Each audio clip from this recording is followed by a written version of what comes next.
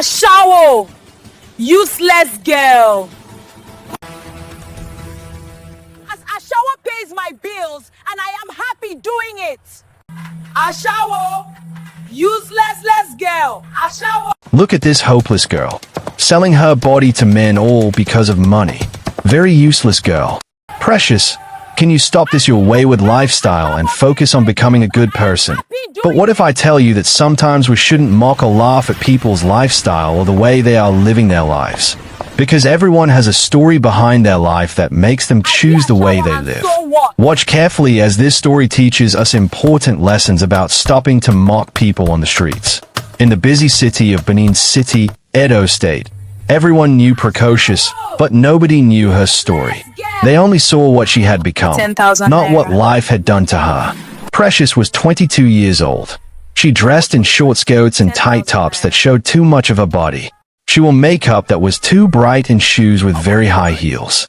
She lived in a single room at number 14 Jerusalem Street compound, a face-me-I-face-you compound where every tenant could see into everyone else's business. Every day, people whispered about her. Every night, she walked the streets looking for men who would pay her money for her body.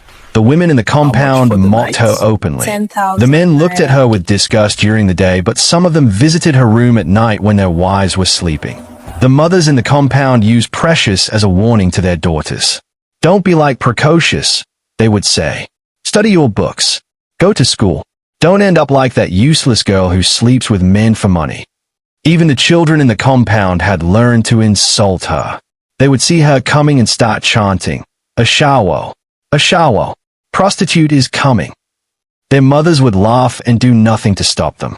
Someone had even spray-painted the word Ashawo on the wall near her door. Every time Precocious entered or left her room, she had to see that word. But she never showed that it hurt her. She would just hold her head up and walk past like she didn't care. But Precious was not always like this. There was a time when she was just a baby, then a small girl with dreams that never got the chance to grow. The beginning of sorrow. Precious never knew her mother. When she was just 3 months old, her mother told her father, Ikenna, that she was going to the market to buy milk for the baby. She never came back. Ikenna waited for 3 days. He went to the police. He went to the market. He asked everyone. But his wife had simply vanished. She had abandoned her 3-month-old baby and disappeared. Some people told Ikenna that his wife had been seen getting on a bus heading to Lagos. Others said she had run away with another man. But nobody knew for sure. What Ikenna knew was that he was now alone with a tiny baby girl who needed her mother's breast milk, and he had no money to buy formula. Those early years were very hard. Ikenna was a keek driver. He would wake up at 4 a.m. every day, strap baby Precious on his back with a wrapper, and go to work. When she cried, he would park his keek and try to comfort her. When she was hungry, he would buy sachets of milk and mix them with water in a bottle. The other keek drivers laughed at him. See man carrying baby like woman, they would mock. But Ikenna didn't care. His daughter needed him. As Precious grew older, Ikenna would tell her stories about her mother, but he was always kind in his words. Your mama was not a bad person, he would say. She was not strong enough for this life. But me, I am strong, and I will take care of you forever. When Precious was 7 years old, she asked her father the question that had been in her heart for years. Papa, did I cry too much? Is that why Mama left? Ikenna's eyes filled with tears. He pulled his daughter close and held her tight. No, my precious one. You were a perfect baby. You didn't cry too much. You smiled all the time. Your Mama left because she had problems in her own heart, not because of you. Some people, when life is hard, they run away. But I stayed, and I will always stay with you. Precious hugged her father and felt safe. As long as Papa was there, she would be okay. Ikenna enrolled Precious in a primary school when she turned 6. The school fees were not much, but for a keek driver, even small money was big money.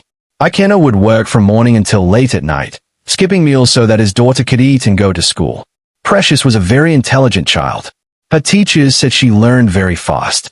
She loved mathematics and could solve problems that children older than her could not solve. Her teacher, Mrs. Adesua, would always say, "This girl has a sharp brain. If she continues like this, She will become somebody great in the future. Every day after school, Precious would sit outside their small room and do her homework while waiting for her father to return from work. When Ikenna came home tired and sweating, Precious would bring water for him to wash his face and tell him everything she learned in school that day. Ikenna would smile with pride and say, "You see, education is the key. I cannot give you money or property, but I will give you education. That one, nobody can take it from you." He kept a small tin where he saved money for Precious's school fees. Every day, he would put whatever small change he had into that tin. Sometimes it was just 50 naira. Sometimes it was 100 naira. But he saved every day. One day, my princess, Ikenna would tell his daughter, "You will not ride in Keek. You will have your own car. You will be educated. You will be somebody that people will respect." Precious believed her father. She studied hard. She came first in her class. She dreamed of becoming a nurse so she could help people. But life had other plans. The day everything changed. It was 2 days before Precious's 11th birthday.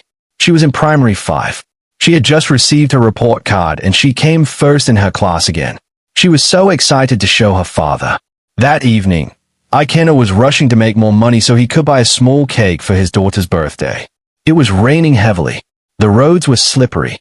A truck carrying goods lost control on the wet road. The truck driver was speeding. He tried to brake, but the truck skidded. Ikenna's cake was right there. The truck crushed the cake completely.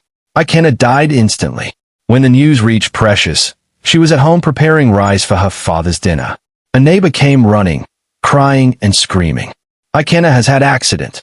Ikenna has had accident." Precious dropped the pot of rice and ran to the scene. When she got there, she saw her father's body covered with a white cloth. His cake was completely destroyed. Only the small picture of her that he kept on his dashboard was intact, covered in her father's blood. Precious collapsed on the ground. She didn't cry. She didn't scream. She just sat there, staring at nothing. The neighbors helped to bury Ikenna in a cheap grave. Some of them contributed small money for the burial. After the burial, those same neighbors went back to their lives and forgot about the small 11-year-old girl who was now completely alone in the world. Precious went back to their single room. She opened her father's money tin. Inside was 3,847 naira. That was all her father had saved. It was not even enough for one-term school fees. She found her father's cake driver uniform, a faded shirt and trousers that smelled like him. She held it close and finally, the tears came. She cried for 3 days straight. Thrown into the streets. The room Precious and her father lived in cost 15,000 naira per year. Ikenna had paid for that year. But when the next year came, Precocious had no money. She tried to continue going to school with the small money her father had left, but that money finished quickly. She would go to school hungry. Her uniform became torn and dirty because she had no money to wash it properly or buy a new one.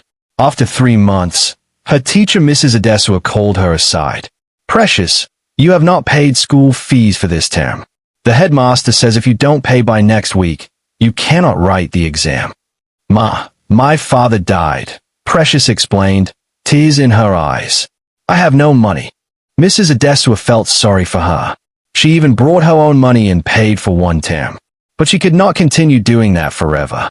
She had her own children to take care of. By the time Precious turned 13, a full year had passed since her father's death. The landlord of their compound came knocking on her door early one morning. It was her birthday, May 14th. The same birthday her father used to celebrate with her every year with a small cake and Fanta. "Precious, you have not paid rent for this year," the landlord said. "I have been patient because of your father, but I also have family to feed. You must pay or leave." "Sir, please give me time," Precious begged. "I'm looking for work. I will pay you." "You are 13 years old. What work will you do?" "I need my room. You have until evening to pack your things and go." That evening, the landlord came with 2 men. They threw out Precious's belongings, her clothes, her father's uniform, her old school books. Everything landed in the compound. Precious packed her father's uniform, a few of her clothes, and her old primary 4 mathematics textbook into a bag. She had nowhere to go. She spent her first night on the street under the bridge near Ugbowo. She wrapped herself in her father's uniform and cried silently. She was 13 years old and completely alone. Other homeless people were under the bridge, drug addicts, mad people, thieves. Precious was terrified. She didn't sleep that whole night, afraid that someone would attack her. Washing plates forced survival. For the next few months, Precious survived by begging. She would stand by the roadside and beg people for money. Some people gave her 20 naira. Many people just walked past. One day, a woman who sold food by the roadside saw her begging. Instead of begging, "Why don't you work?" the woman said. "Come and wash plates for me. I will give you 200 naira every day and one meal." Precious agreed immediately. She was so hungry. The work was hard. She would wash plates from morning until night. The woman sold rice, stew, and beans to students and workers. Many people came to eat, and Precious's hands would be soaked in dirty water all day. The woman's name was Mimais. She was not a kind woman. She would shout at Precocious for small things. Once, Precious accidentally broke a plate.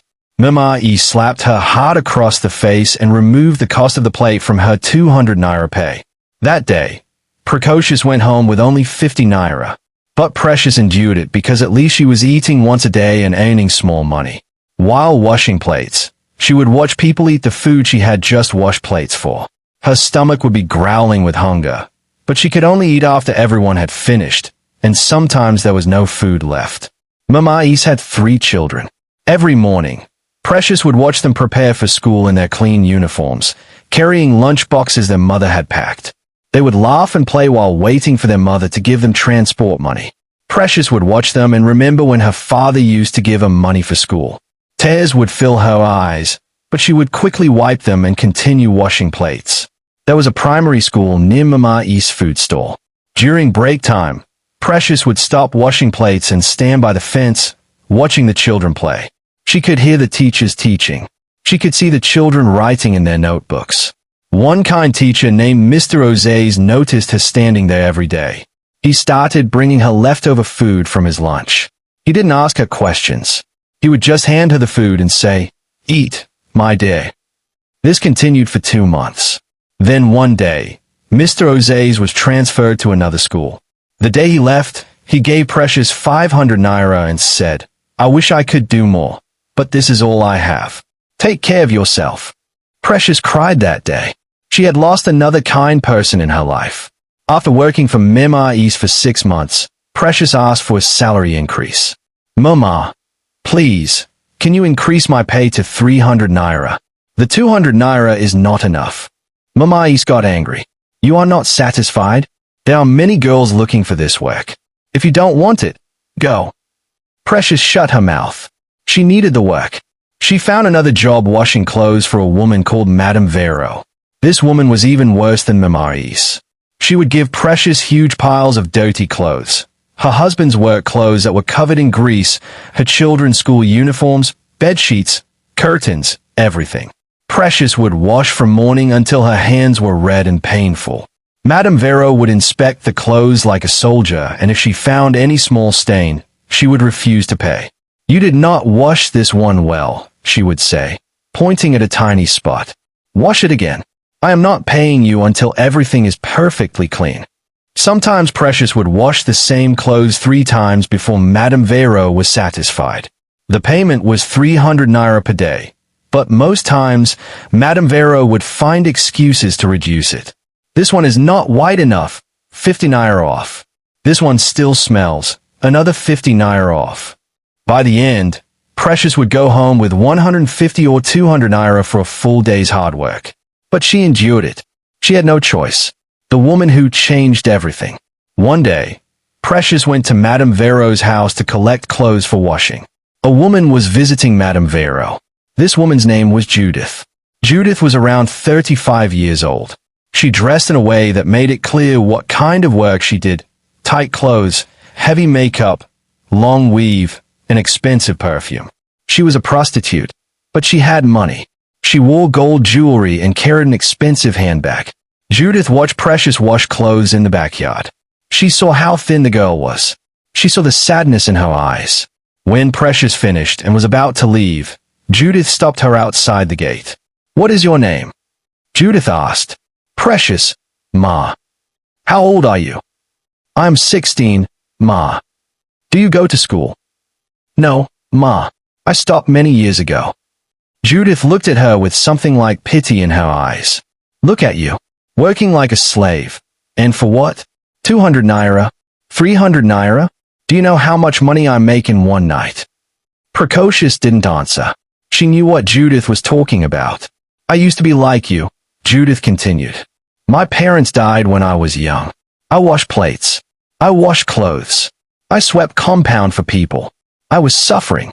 Then one day, someone told me the truth. If men are going to use our bodies anyway, we might as well get paid properly for it. Precocious felt uncomfortable. I have to go, Ma. Wait. Judith brought out a 1,000 naira note and gave it to Precocious. Take this. You look hungry. Precocious wanted to refuse, but she was very hungry. She took the money. Thank you, Ma. Over the next few weeks, Judith kept appearing wherever Precocious was working. She would give her money, buy her food, talk to her like a friend. One day, Judith said, I can introduce you to people. Men who will pay you good money. You won't be washing clothes anymore. You can rent a room. You can buy food whenever you want. Precocious was quiet for a long time. Then she said, but, that life, people will call me bad names. Judith laughed bitterly. People already call you names. I see how Madame Vero treats you like a slave. I see how Mama E slaps you. They use you, they disrespect you, and they pay you nothing. At least in this other life, when men use your body, you get paid well. Which one is better? Precocious went home that night to the uncompleted building where she had been sleeping. She thought about what Judith said. She was 16 years old. She had been suffering for 5 years since her father died. She was tired. The next week, she told Judith yes. Judith helped her rent the single room at number 14 Jerusalem Street compound. She gave her money to buy clothes and makeup. She taught her how to walk the streets, how to talk to men, how to negotiate prices, how to protect herself. Don't let them see you cry, Judith told her. Build a wall around your heart. This work will kill you if you have feelings. And that is how Precocious became what she became. Life in the compound. Number 14 Jerusalem Street compound was a face-me-I-face-you compound with 12 rooms. Every tenant could see into everyone else's business because the rooms all faced a central corridor.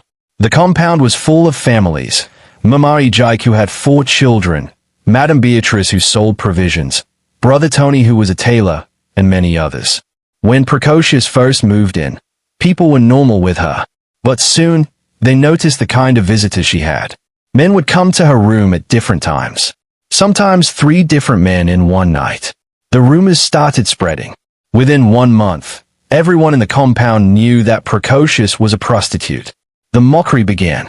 Mama Ijike, who had 2 daughters aged 15 and 17, would tell them loudly when Precocious was passing, "You girls better face your books. You see that girl in room 7? That's what happens when you don't go to school. She's now selling her body to men. Very shameful." Madame Beatrice would laugh whenever Precocious walked past her shop. See this one? No mother, no father, no shame. Just useless girl doing useless things. During compound meetings, they would discuss the prostitute in room 7, while Precocious could hear everything through the thin walls of her room. The children were the worst. They had learned from their parents that Precocious was bad. They would see her coming and start chanting, "Ashawo, Ashawo, run away, prostitute is coming." Their mothers would laugh and do nothing to stop them. Some mothers would even encourage it, using it as a teaching moment. One night, some teenage boys in the compound threw stones at Precocious' door. They were chanting dirty songs about prostitutes. The whole compound heard it, but nobody came out to stop them. They all stayed in their rooms, secretly happy that someone was punishing the prostitute. Precocious sat inside her room, listening to the stones hit her door, listening to their cruel songs. She didn't cry. She had learned not to cry, but her heart was breaking into smaller and smaller pieces. Someone spray-painted Ashawo on the wall near her door. Every morning when she left her room and every evening when she returned, she had to see that word. She thought about washing it off, but she knew they would just write it again. So she left it there, but in that same compound, There was one person who was different. Papa Ejike. Papa Ejike lived in room 3 with his 17-year-old daughter, Ngozi. His wife had died 3 years earlier from cancer. He worked as a security guard at a bank.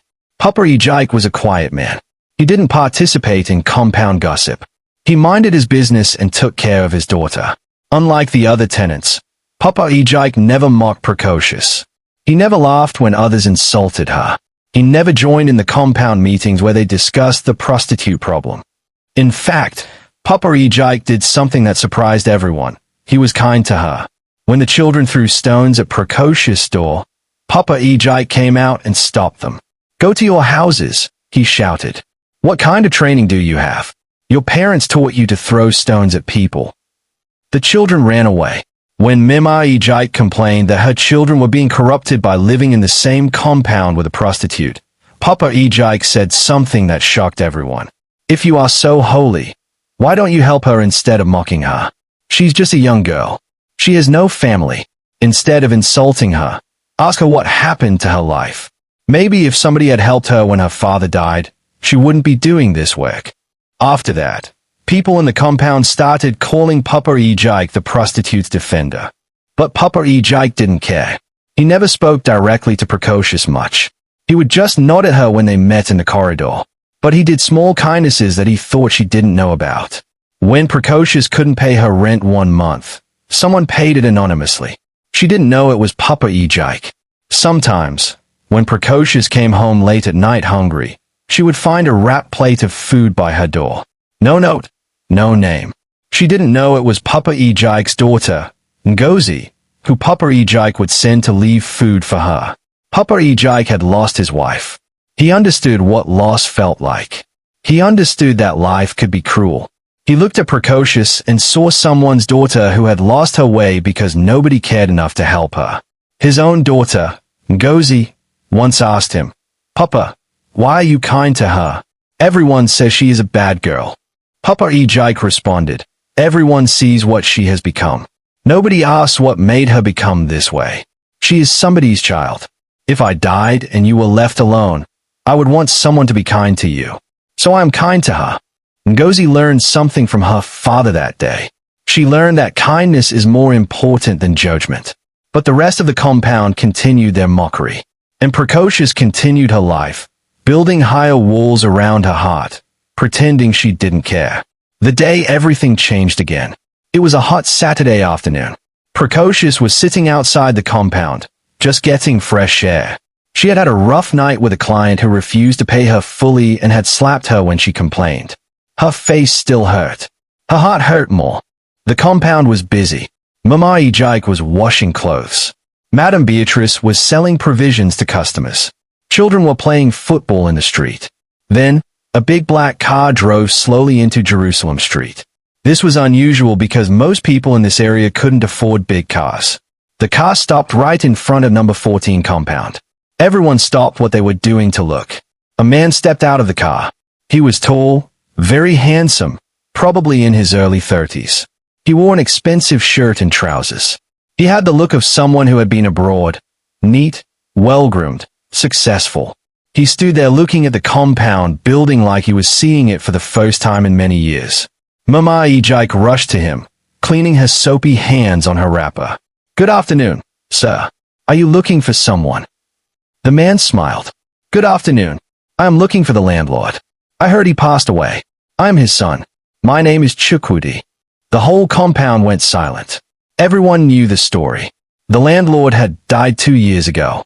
He had been a successful businessman who started as a keek driver and built himself up. He had only one son who had traveled to Canada for his studies and never came back. Until now. "Ah, you are the landlord's son." Madame Beatrice rushed out of her shop. "Welcome, sir. Welcome.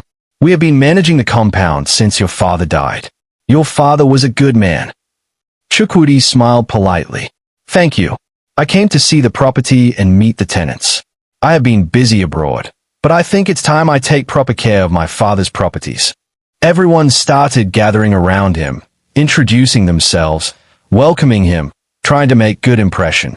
They all wanted to be in the good books of the new landlord. Then Mama Ejike saw her opportunity. She pulled Chukwudi aside and started talking in a low voice, but loud enough for people to hear. "Sir, we are very happy you are here. There is actually a problem in this compound that we have been trying to solve. That girl there," she pointed at Precious, who was still sitting quietly, "she is giving us serious problems." "What kind of problems?" Chukwudi asked. "She's a prostitute." Mama Ejike whispered the word like it was poison. "She brings different men into the compound every night. Our children see these things. We have been asking her to leave, but she refuses.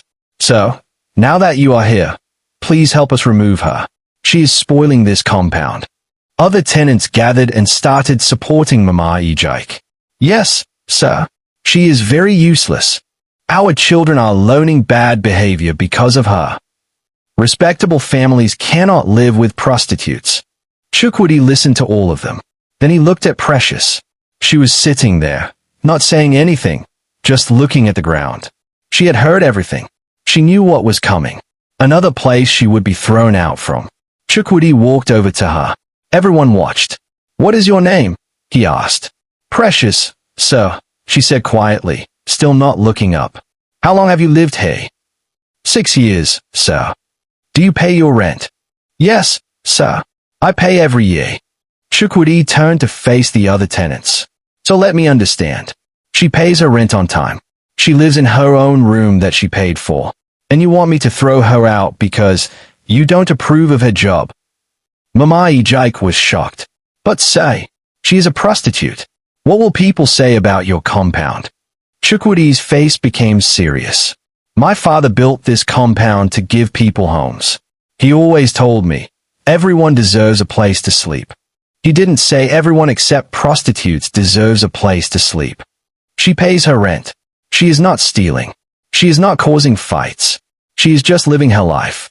So no, I will not throw her out." The tenants were shocked. They had expected the rich man from abroad to support them. Brother Tony tried again. "But sir, our children." "Your children," Chukwudi interrupted, "are learning cruelty from watching you mock her every day. Maybe that's the real bad behavior they're learning." He turned back to Precious. "My father was a keek driver before he became successful. People looked down on him, called him poor, said he would never amount to anything. But he proved them wrong. He always told me, never judge people by where they are now.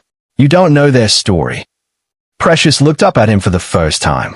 Their eyes met. Chukwudi saw something in her eyes, pain, exhaustion, but also strength. "You can continue staying here," he said to her.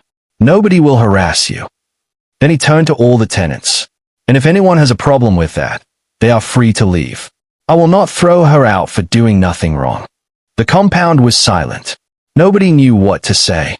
The rich landlord had defended the prostitute instead of throwing her out. It was shocking. Chukwudi went into his late father's old room in the compound to inspect it.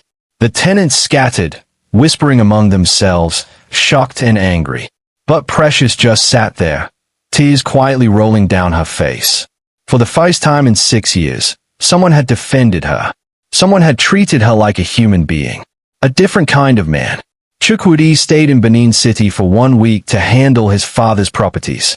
During that week, he would see Precious in the compound. He would nod at her. She would nod back shyly. One evening, he was sitting outside his father's old room, just enjoying the breeze. Precious walked past, coming back from buying food. "Good evening, sir," she greeted. "Good evening. Please, can you sit? I want to ask you something." Precious was nervous. Men who wanted to ask her something usually wanted one thing. But she sat down, keeping her distance. "I'm not going to hurt you," Chukwudi said, seeing her nervousness. "I just want to know your story. How did you end up here? You look young." Precious didn't know why, but something about his voice was kind. Not the fake kindness that men showed when they wanted her body. Real kindness. "I'm 22 years old, sir." "Do you have family?" Precious shook her head. "My mother left when I was 3 months old. My father raised me alone. He was a keek driver. He died in an accident when I was 11. Chukwudi was quiet. Then he said softly, "I'm sorry. After he died, I had nobody. No relatives. Nothing. I was thrown out of our room because I couldn't pay rent. I lived on the streets. I washed plates, washed clothes, just trying to survive. Then I met someone who introduced me to this life. Do you like this life? Precious looked at him. What kind of question was that? Does anyone like it, sir? But it pays better than washing plates. Chukwudi nodded slowly. My father used to tell me about the years when he was a keek driver. How people treated him like he was nothing. How passengers would insult him over 50 naira. How police would collect bribe from him even when he did nothing wrong. He said those years taught him never to look down on anyone. They sat in silence for a while. Then Chukwudi said something that surprised Precious. If you're enjoying this story, please click and subscribe to our channel. This is just the beginning of the story part 2 coming. Drop your comments, like and share to your loved ones.